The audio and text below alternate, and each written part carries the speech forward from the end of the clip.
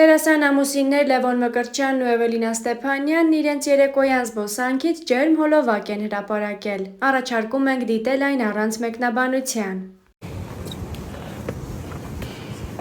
Քանի հազար տարի չենք քայլել միասին լավ։ Լովին ասում 2 դար է։ ասում ինչքան ժամանակ այլերը չենք քայլել, ասում ով ասեց։ Ասում հա դե վերջին անգամ երբ ենք քայլել իրար։ Ասում հենա հիմա քայլում ենք։ Շատ հաճելի է։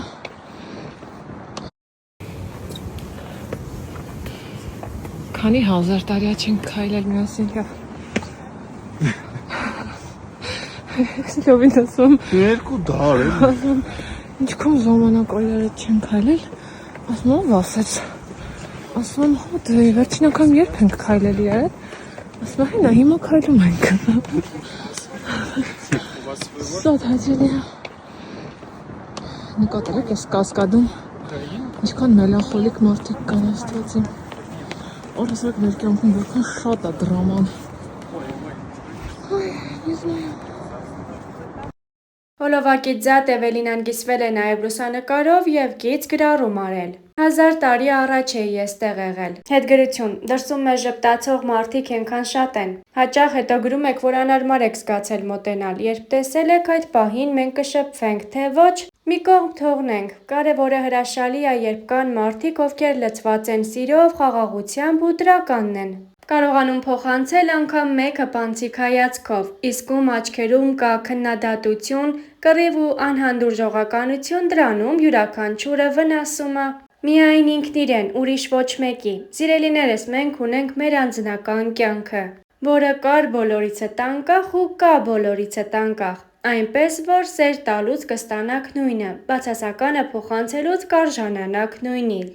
Իզուր չի, որ ով ինչ անի, իրեն կանի։ Նշված էր նրա անկեղծ գրառման մեջ։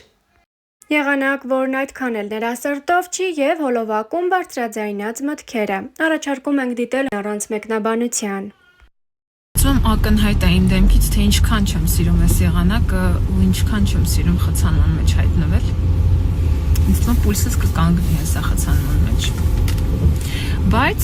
հոբ արապ չենք մնում, մտածում ենք։ Ասած ժամանակ սիրում ենք մտածել, գիտեք։ Ցավոք սրտի երբեմն, որովհետև շատ մտածելը հաճախ խանգարում է եւ ոչ թե օգնում։ Անընդմեջ հաշվարկում ես ռիսկերը, դու ռիսկի չես դիմում։ Լիքը հարցերում։ Բայց ես գնալով ավելի եմ համոզվում, որ մեր ուղեղը ամենամեծ պարազիտն է, որը խանգարում է մեզ առաջ գնալ։ Եվ մենք անընդմեջ մեզ տվել ենք ծրագրեր, իսկ այդ ծրագրերից ազատվելու դեպքում մենք կգանք մեր իրական եսին, երբ որ մաքրենք մեր ուղեղի սխալ պարունակությունը, իսկ դա շատ բարդ աշխատանք է։ Կամ որ ասում են մի մտածի, օրինակ իմ շրջապատից ինձ շատ սիրող հարազատ մարդիկ երբեմն երբ ինձ տեսնում են, հա, անհանգստացած, էլի ինչ-որ հարցերով, մտքերով, խորանալով, պատասխաններ փնտրելով, ասում են, ինչ ես քեզ շատ ծանրաբեռնում, մի արա։ Եթե կարողանայի, չի անի, բայց պատկերացնենք մի պահ, երբ դուք անհարմար տեղում նստած եք, հա, համարենք ասեղների վրա, այն յոգայի ասեղների վրա կամ էլ պարկած եք կամ կանգնած եք, ես փորձել եմ դա ու իրոք շատ անհարմար է, համարենք դուք դրա վրա կանգնած եք, ձեզ ցավոտ է, նեղվում եք, ուզում եք իջնեք վրայից, լիարժեք լինեք, խաղաղ լինեք, հանգիստ լինեք,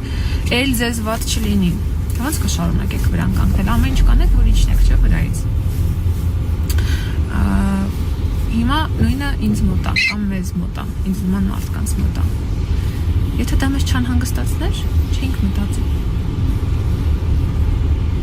Այլ հարցը, թե այդ մտքերը քեզ ուր են տանում։ Եթե դու անընդհատ մտածում ես եւ ժամանակը ցույց է տալիս, որ դու ոչ մի լավ տեղ չես գնում,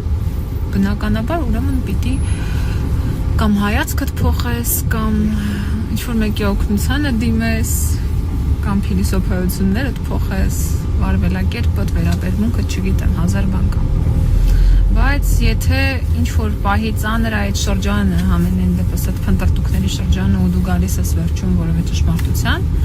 եւ տենց ամեն հարցի դեպքում,